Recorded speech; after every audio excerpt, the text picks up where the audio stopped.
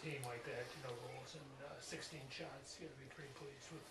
Yeah, I mean, we've you know, you and I have talked enough. We've focused on defending since we got back. You know, we don't think we defended great the very first game back, but we've had some time to practice and get back to our preparation. And I really like the way we defended tonight. You know, I think they've got some really good players, forwards, D. But I thought we defended hard tonight. We took away time and space for the most part.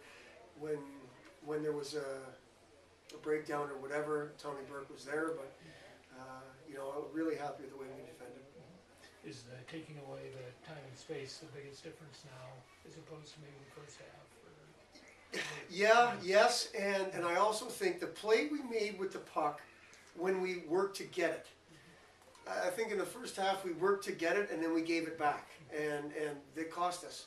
And tonight I thought the play we made after we fought to get it was a good play. Whether it was a hard play or a small little hockey play, whatever it was, I thought the play we made after we earned the puck was good tonight. Coach, would you talk a little bit about having Ryan back in the lineup? I mean, that has to give you Yeah. guys a jump. The fear was, and we talked a little bit about it, that it was going to be the savior, right? We've all been waiting for the savior, which we felt like we played pretty good hockey. We felt like you know, we gave away some games or whatever. There was some games we'd like to have back, but our record was pretty good. We were in a good spot. So you get Ryan back, he's just such a positive presence. Forget about his game. His game was a work in progress. I thought he didn't look like a guy that hadn't played a game all year as far as I was concerned, especially as the game went on. He's just such a positive presence, and he's vocal, and again, this is taking nothing away from Cam or the seniors or the job they've done to this point. But you're adding somebody special, and it was definitely it was nice to see 22 out there for sure. I know a few weeks ago we talked and said maybe conditioning might be the biggest thing when Carter comes back. But tonight it actually kind of seemed like he got better. I agree. The reason we thought conditioning is because with his finger, he could do everything except play. He could condition all day long. With a foot, especially when he was in a boot and on crutches for basically a good part of 6 weeks, almost 7, he couldn't do any of that. So it's a tribute to the kid. He's a great athlete. He's in great shape. He eats properly. He sleeps properly. You know, so on and so forth. So I do think his conditioning was pretty good. And now the only thing he didn't do that he normally would or has in the past is kill penalties. But you know, we had 5 power plays. He was out there for all of those, and you know, I thought his conditioning was pretty good. Now I guess we'll see tomorrow. It's that second night that he hasn't had. Tonight's adrenaline and so on. But again, I think he's a guy that's a little bit different than most because of the time he puts in. Did you do anything different to kind of save him a little bit, shorter shifts or anything? That was on him. You know, again, he was so excited to play. So you kind of tell him, listen, you just you know, keep the shift short early in particular, so you don't build up the acid in your legs, and then you've got nothing late. And obviously he did that. Other than that, we had him on the wing and not center, but I don't think that's a whole lot different, especially the best part of his game is down below the tops of the circles in the offensive zone. It doesn't matter what possession you're playing here. Right. Your second, third effort, you know, the goal he scored is a typical Ryan Carpenter tip puck goal. So we didn't do anything different. It was up to him to keep his shift short early to make sure that he had gas late. And talking about that goal, maybe exciting isn't the word, but I mean, you tell me, when you know, you get him back, but B, he goes and scores like the guy you've seen. Well, yeah, I mean, I'm excited for Ryan. I know how difficult, and I don't want to even say we are all excited for Ryan.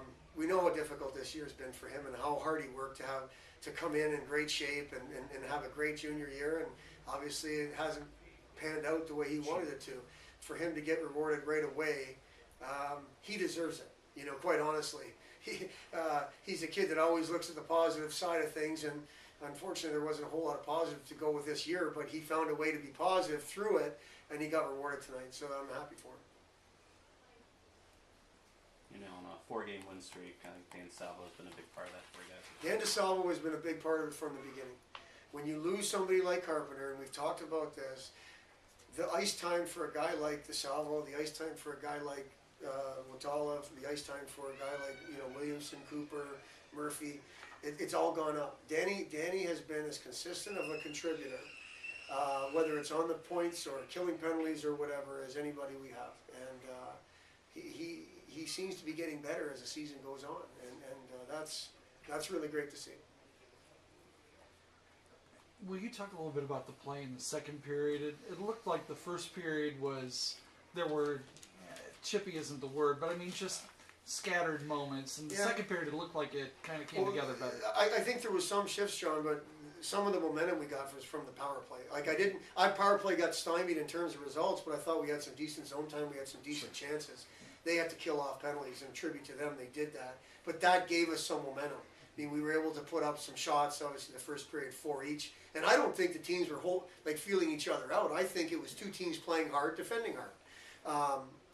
The second period, we were able to get a few power play opportunities that, again, we didn't cash in on, but they weren't complete write-offs where they gave us no momentum. I thought they were pretty productive in terms of zone time, in terms of chances, and that momentum. And then they have to play Beck, and they have to play Kunik, and they have to play their top guys killing penalties. Right. So that's energy that they don't have 5-on-5. So I think that was part of the second period. I thought it was a great goal. Got us going for sure. I think it was a little bit at the end of the second period there, but it was a great goal. You know, Bergeron made a good play, Matt Polkamp made a good play, and obviously Watala to Williamson is what you see, but there was stuff that led up to that, and obviously that gave us some momentum going in the third.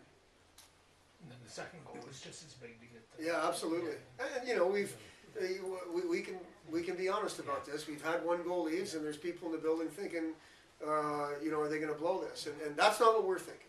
We're thinking, let's find a way. And again, that's when you have another positive person, another older guy that's been through it, like a Ryan Carpenter. But you've also got Wallace, you've also got Williamson, you've also got Watala, you've got older guys that, yes, we haven't done great with 1 goal leads, okay, a couple of times the first half.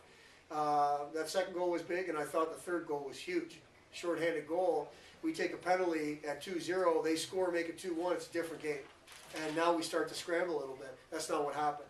I thought Danny made a great play, a great read to go and push, and then he made a great pass to Bergeron and he finished it. Looked like you were matching Watala's line against. What about those three? I just think they're 3 heavy guys, big body guys, hard on pucks. I think Cam is a guy that came into college as somebody that was expected to score. There's more layers to Cam's game than just scoring, and I think he's a guy that can play against anybody in the league. Adam Burkle, we all know at his best, is hard and heavy on pucks, and Matt Polkamp is as well. So I want their top guys to have to defend. Obviously, if they're defending, and they still created opportunities. They still created a couple, 3 or 4 shifts where Cam's group had to defend, and they chased them around a little bit in the defensive zone. But when you've got good players like those 2 guys in their line, with Kunik and